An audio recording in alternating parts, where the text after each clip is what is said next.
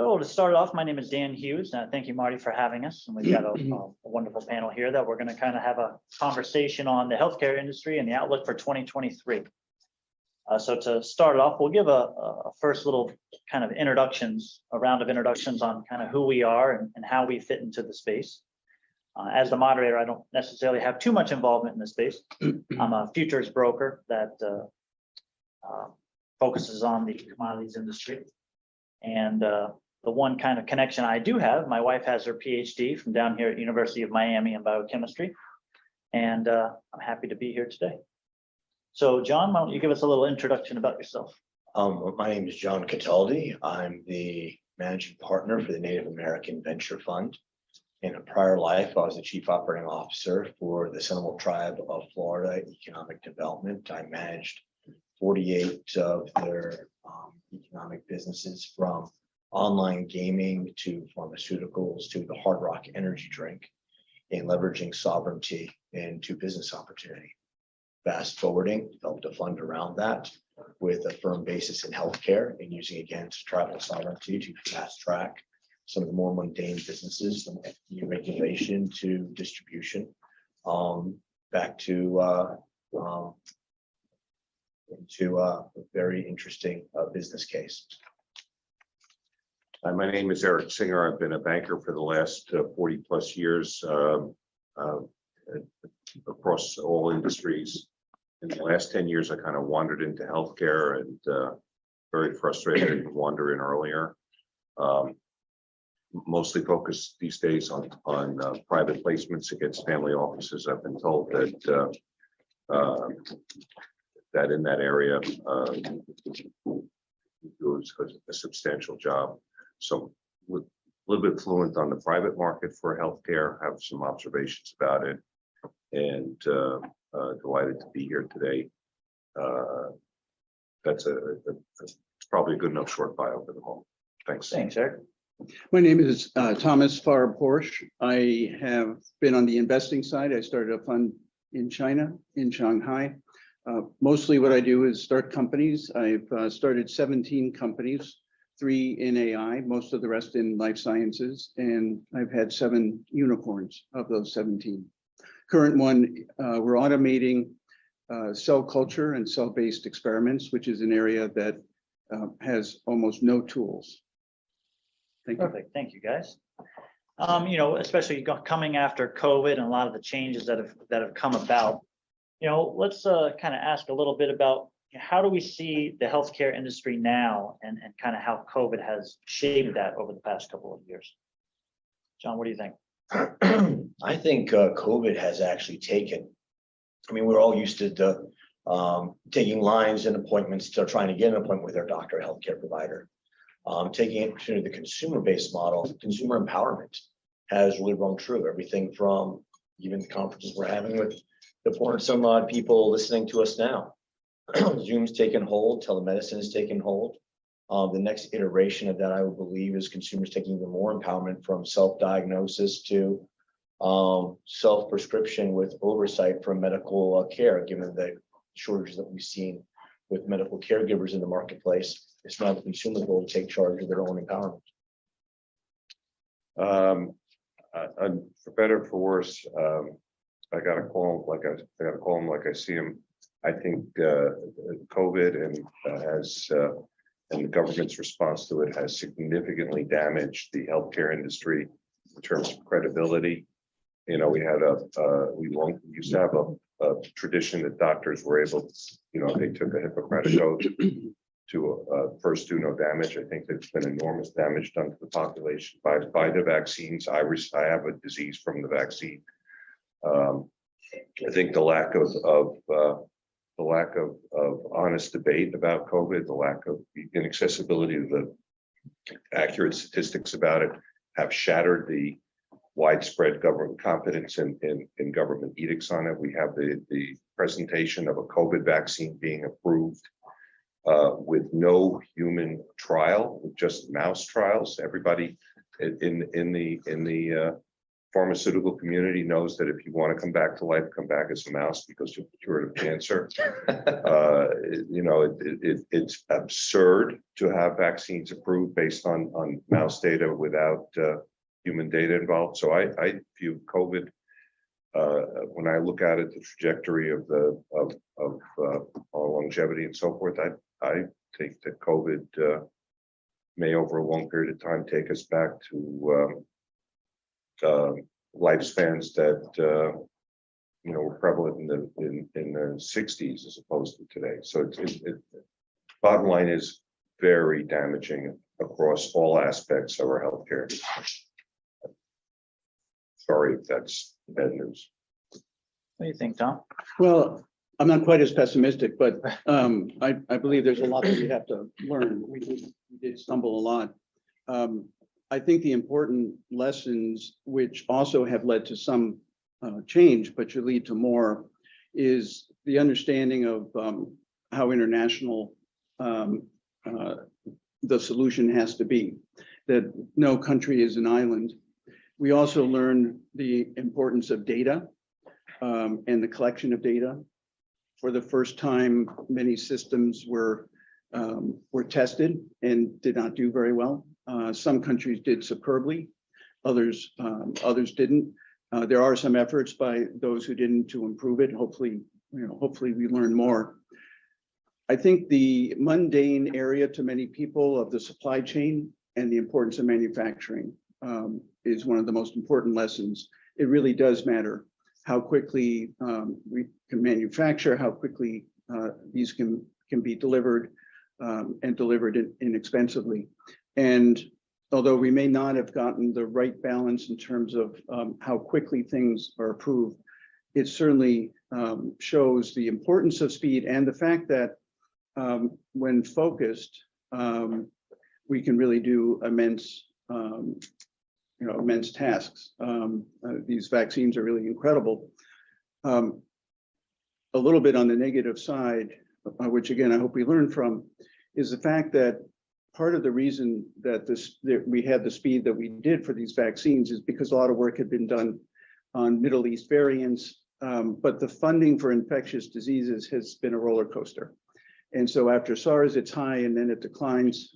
Our public health system had mostly been dismantled on the governmental side. And so those are areas where there's really a need for better government funding. We're seeing unprecedented levels of funding for infectious disease. I just hope they are a little bit steadier. As we know in things like energy prices, it's hard to do long-term planning if you have huge fluctuations. Same with if there are huge fluctuations, at the governmental level. It has, by the way, created shortage of staff. It's very hard to hire people. There have been so many companies that have started related to COVID, also related to manufacturing. And that kind of ties in. You guys might have some insight on this. What kind of role does the government have now on, obviously you've got the NIH that provides a lot of funding for research, and that might be in a lot of the academic kind of side. What do you see as the government's role now? Where's it going, or what do you think it should be in the private market sector, or where has it been? What do you think, John?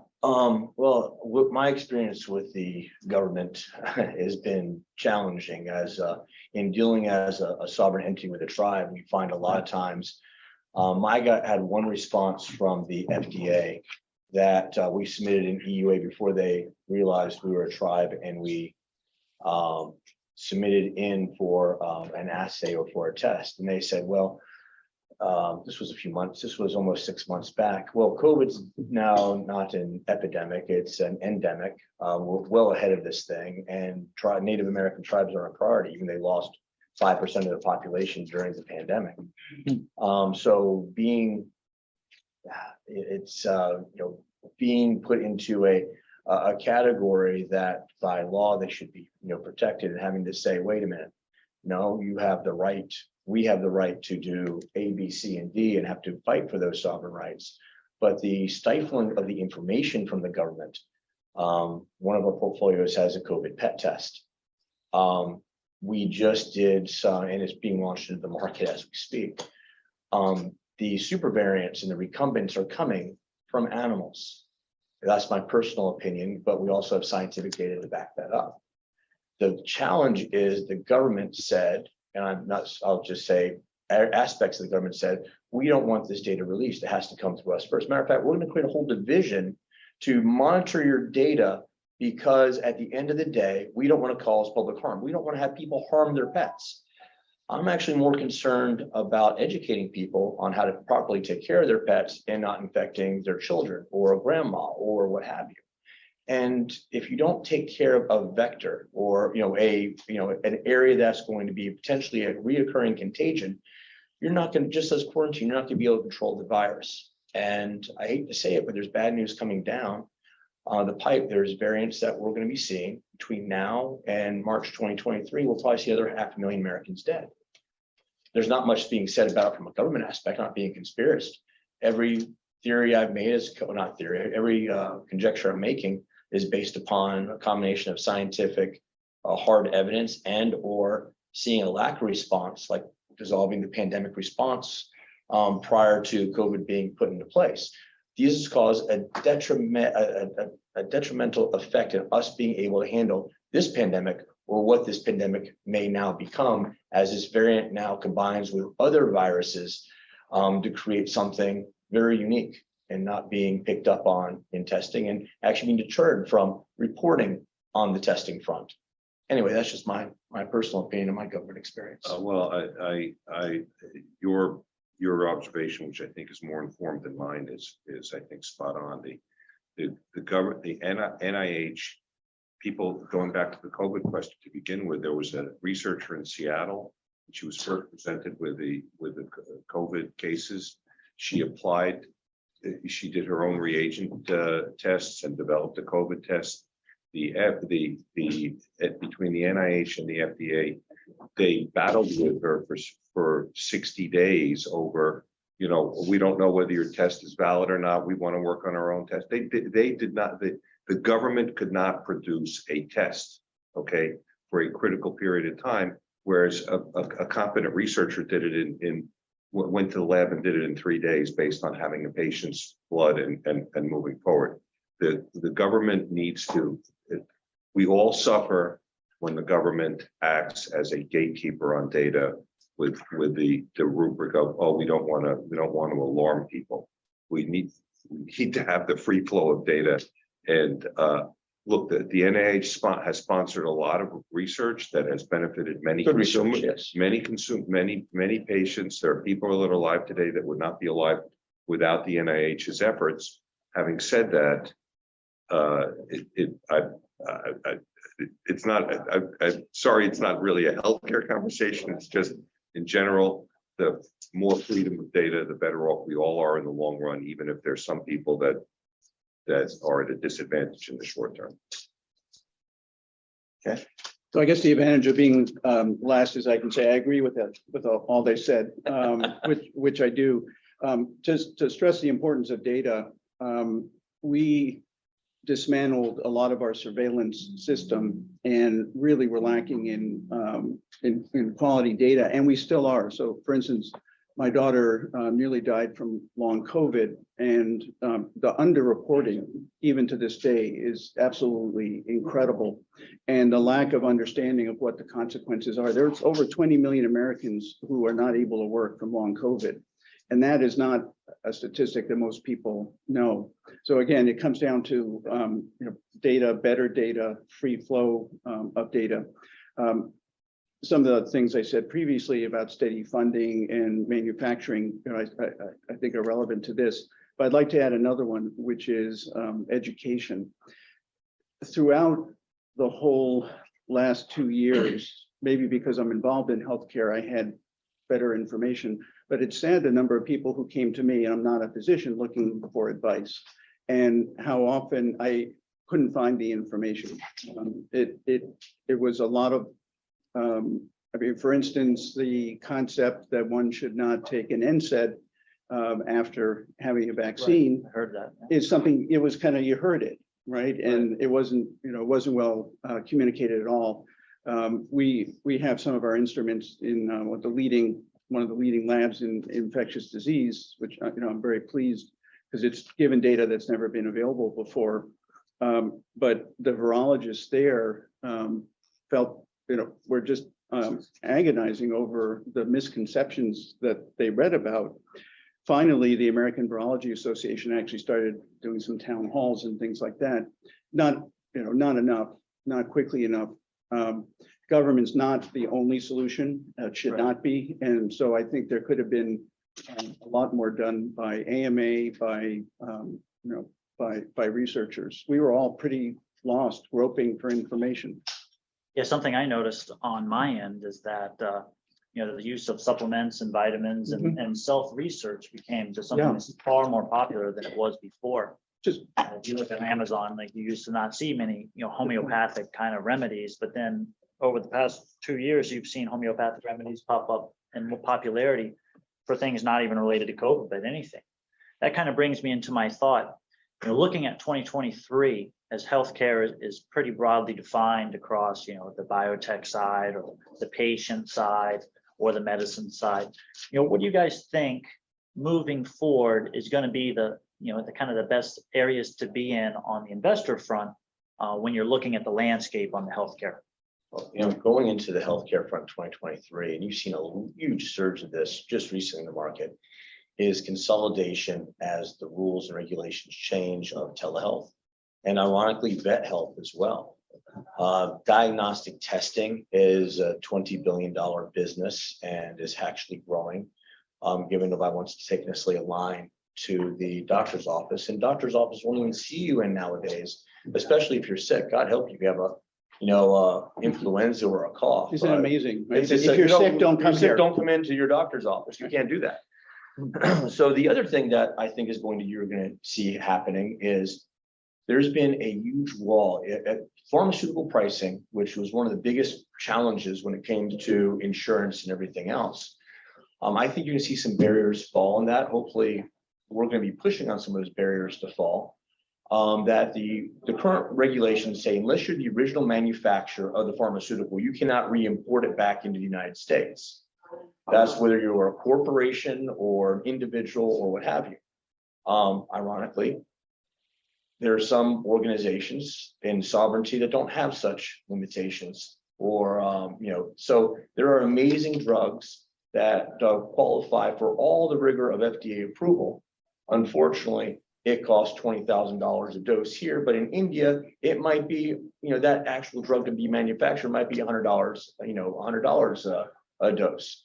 Many drugs that are amazing here, epinephrine, when that venture capitalist, he'll go nameless, we'll just call him Dougie for short, but when he bought the company, he decided to say, oh, epinephrine, which is incredibly easy chemical compound to make in the injector, went from $10 to $600 for a 2-pack because there was patents in place, because there, again, things like that, when you're trying to save people's lives from anaphylactic to cancer to everything else, should be widely available. And those rules hopefully will be dropped in that opportunity to move forward. So John, I worked with the Tribal Nation and I worked with Stark Ventures, which really focused on, helping tribal nations figure out ways around the regulatory space and how they could make money. Is part of your trust as a VC is ways for re-importing drugs potentially into a tribal nation and then selling them from the tribal nation pharmacy? Well, it goes a step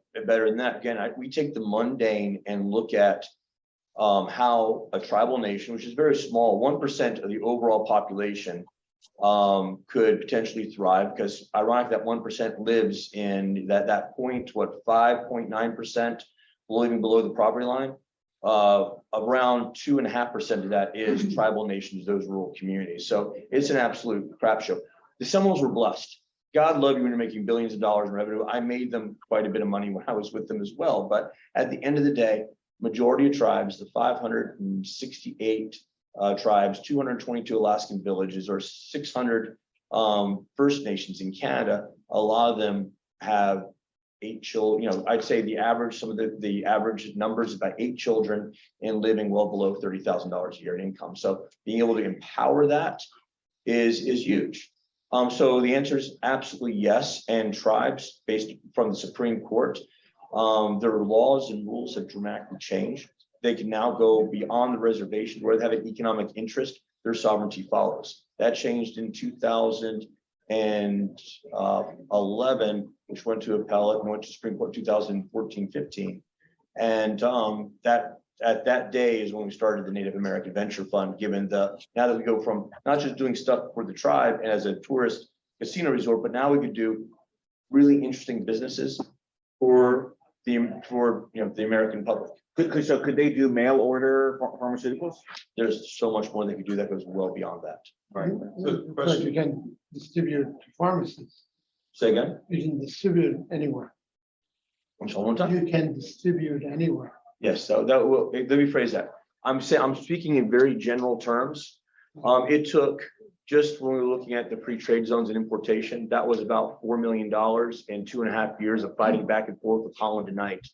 I felt like I was in mock trial back in law school all over again. So it's not just knowing the sandbox you're in, understanding tribal sovereignty, but being able to intertwine a double sovereignty with state and federal laws to make sure the federal government can't come and shut you down.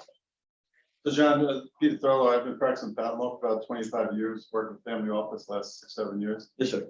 So on patent side, I'm curious if you're familiar with what a lot of drug companies are doing, Allergan in particular, where they're actually transferring their IP rights to Native Americans so that the administration, patent office and so on did not have the rights to challenge the validity of very important patents. Ultimately, as you mentioned, went up to the Supreme Court and they defeated that and said it did. So Well, there was a reason for that. That's a longer story, but in essence, if a tribe's not subject to patent and trademark law, and you put your patent into tribal sovereignty, who's to say a tribe can't now come back and do the exact same thing that you were doing?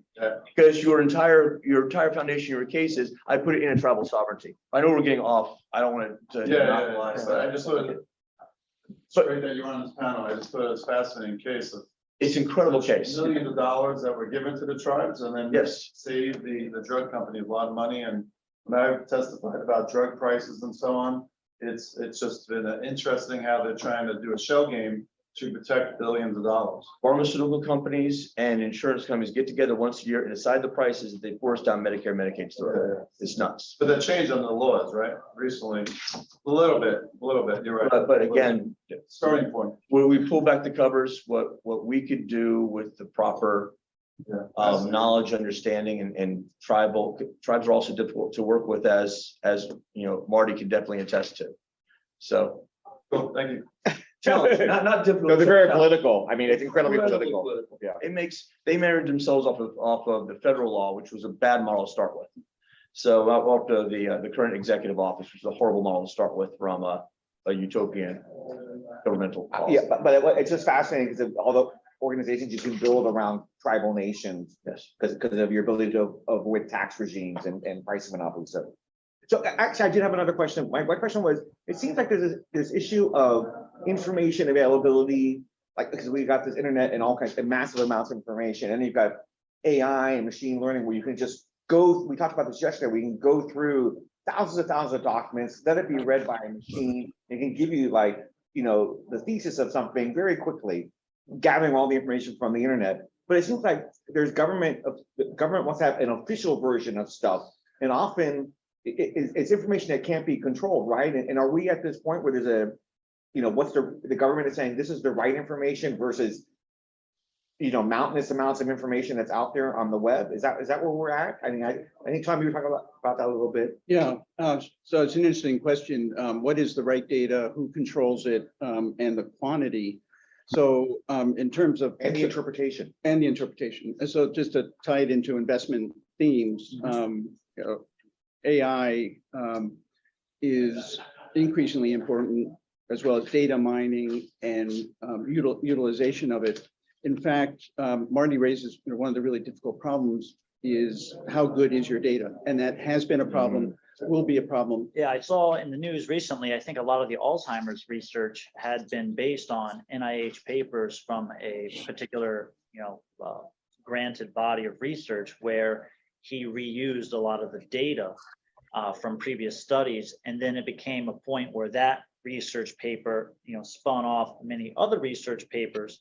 So then you have a question of reliability of data for sure, because you've got you've got a conflict of interest almost when you Right. have NIH-funded labs for a specific result and researchers looking to obtain specific results to Right. meet that expectation. And if they don't, at what level, are they, supposed to So- come and say, well, this is wrong? Right. Where you've definitely seen a problem with NIH involvement there. So, That's my specific. presentations presentations here, going back a couple of years, have always talked about the crisis in reproducibility Right. Right. of science. And there's a lot of information out there that is incorrect.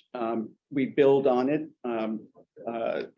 The truth seems to be whatever is quoted that was done before, whether or not it is good. The opportunity to solve this problem of too much data and not the right data actually lies within the technology itself. AI, it can be used, and data mining can be used to sift through what data is correct, can look for inconsistencies, can do these kinds of meta-analyses, which is what you're talking about, where you aggregate a lot of data.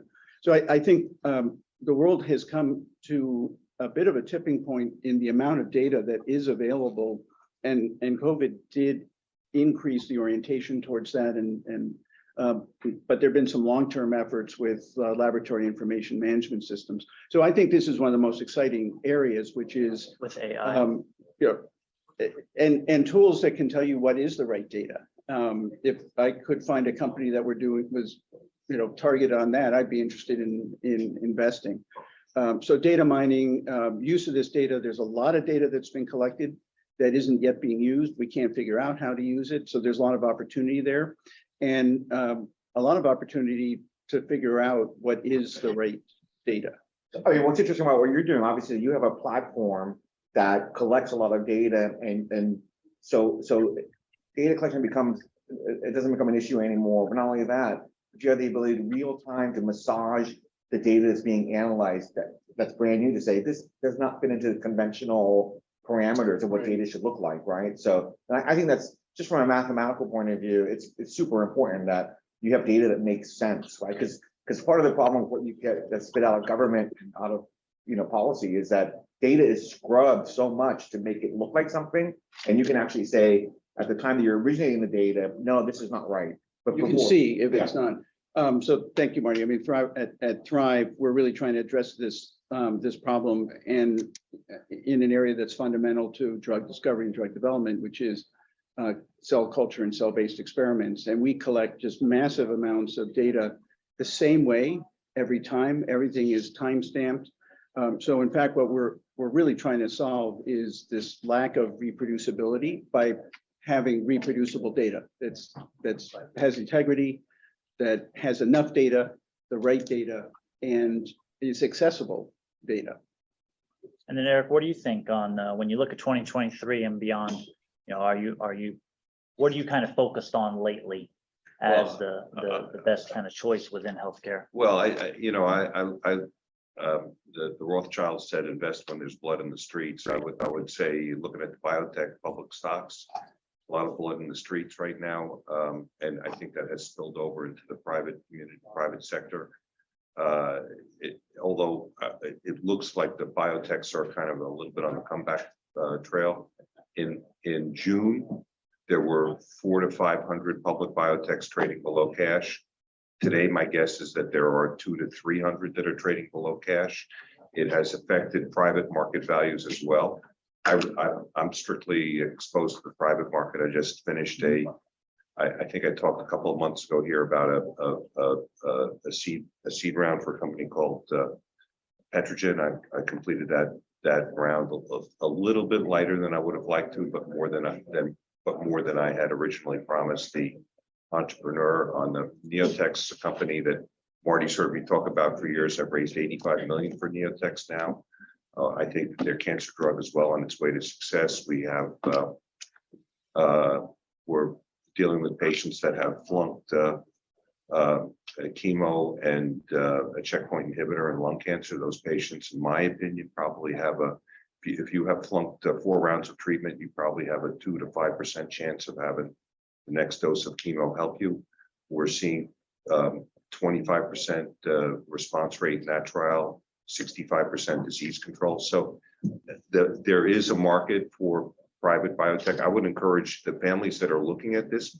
Now is the time to engage. The VCs, in my opinion, are hiding under the desk. Yeah, yes. The typical VC is in.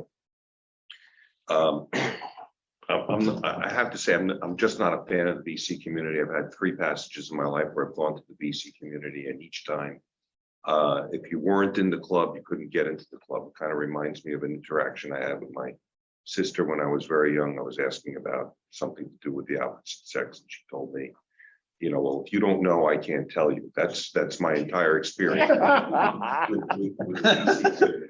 Too much And right now they're in a position where they have, you know, the typical VC fund has, let's say it has $500 million, about $500 million under management. They have 13 companies.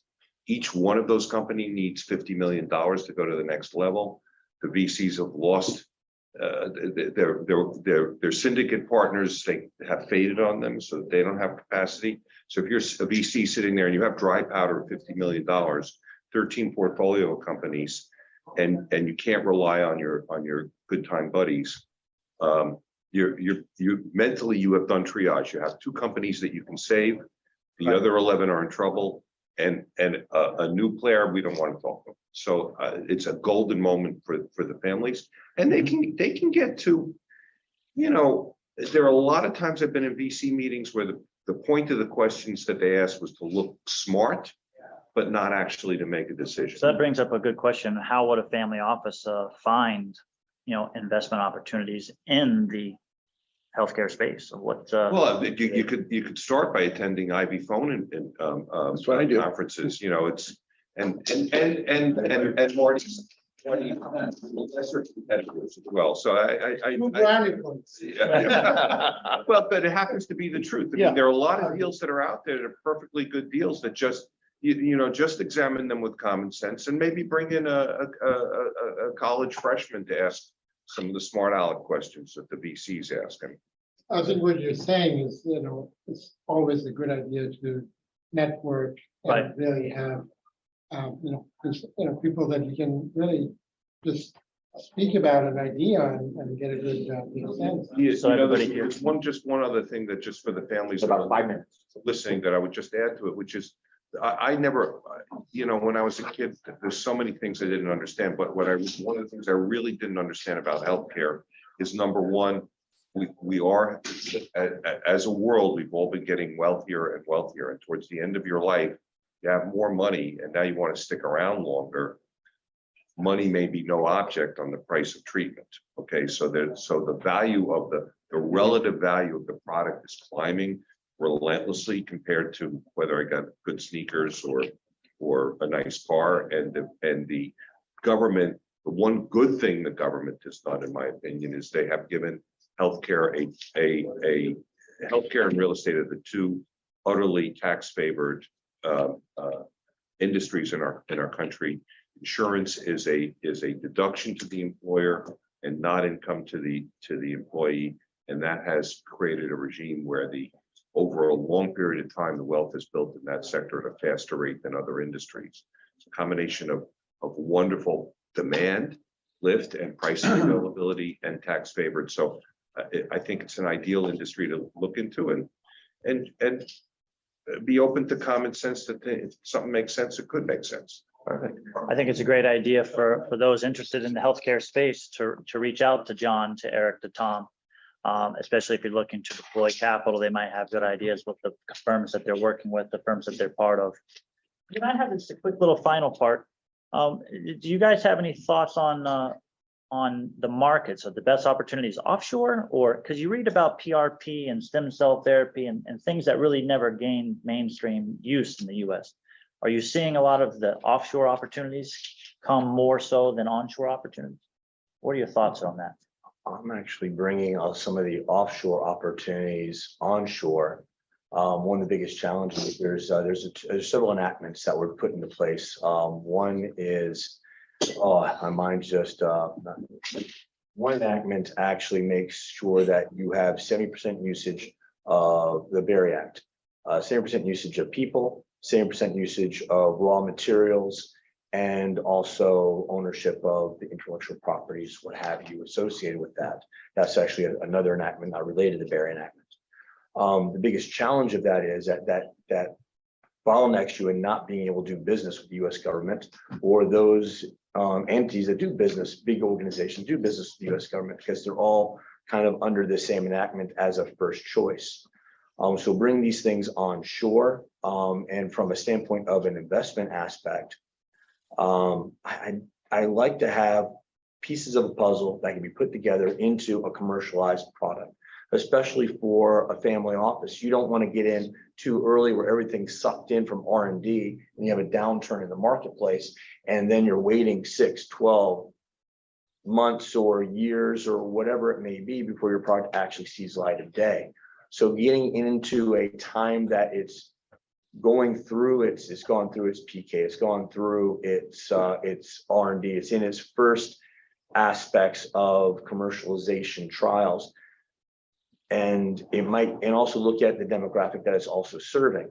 We've had some amazing, promising healthcare items, drugs, what have you, come to the table, but the market was too small. So look for the mundane that can be brought to the masses.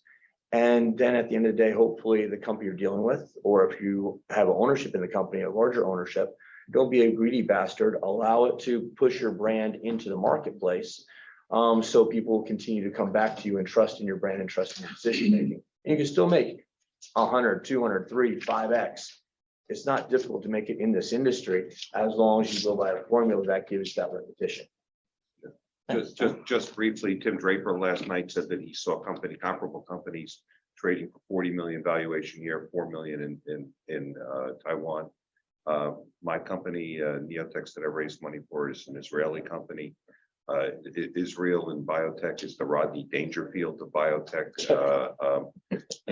But I guarantee you, pound for pound, our guys are really good fighters, and there's a lot of opportunity overseas with technology. You have to kind of go in with some additional ability to read the tech, but a lot of opportunity overseas.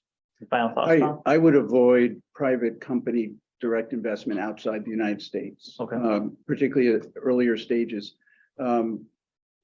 It's great to bring it into a US company, but there's no other country where, despite all the negative comments that we have and the frustration with raising money, there's too much risk in other countries. I mean, Japan's a leader in stem cells, but they have almost no venture capital availability.